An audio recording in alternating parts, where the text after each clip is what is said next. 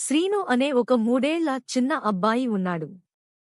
వాళ్ళ నాయనమ్మ ప్రతిరోజూ హనుమంతుడి కథలు చెప్తూ తనని పెంచుతోంది. అయితే శ్రీనుకి కూడా ప్రతిరోజూ నిద్రలేవగానే 2 చేతులు చూసుకుని జై శ్రీరామ్ అని చెప్పుకోవడం అలవాటు. తర్వాత ఫాస్ట్గా రెడీ అయ్యి హనుమంతుడికి పూజ చేసి స్కూల్కి వెళ్లి వస్తాడు. మళ్ళీ ఇంటికి వచ్చాక కాసేపు ఫ్రెండ్స్తో రోడ్డు మీద ఆడుకుని ఇంట్లోకి వచ్చి స్నానం చేసి మళ్లీ నాయనమ్మతో కలిసి పూజ చేస్తాడు. పూజ అయిపోయాక తన హోంవర్క్ బుక్స్ తీసి హోంవర్క్ చేస్తాడు.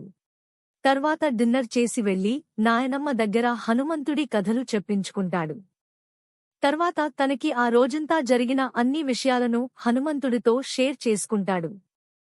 పైకి చూస్తూ హనుమంతుడు అక్కడ ఉన్నట్టు, తను చెప్పే మాటలు హనుమంతుడు వింటున్నట్టు ఊహించుకుంటూ తన జ్ఞాపకాలన్నీ పంచుకుంటాడు. తర్వాత హ్యాపీగా నిద్రపోతాడు. కాని అప్పుడు నిజంగానే హనుమంతుడు వచ్చి తన ఒడిలో శ్రీనుని పడుకోబెట్టుకుని తల నిమురుతూ, పిచ్చి శ్రీను, నీకు నేనంటే ఎంత ప్రేమో అని శ్రీనుని చూస్తూ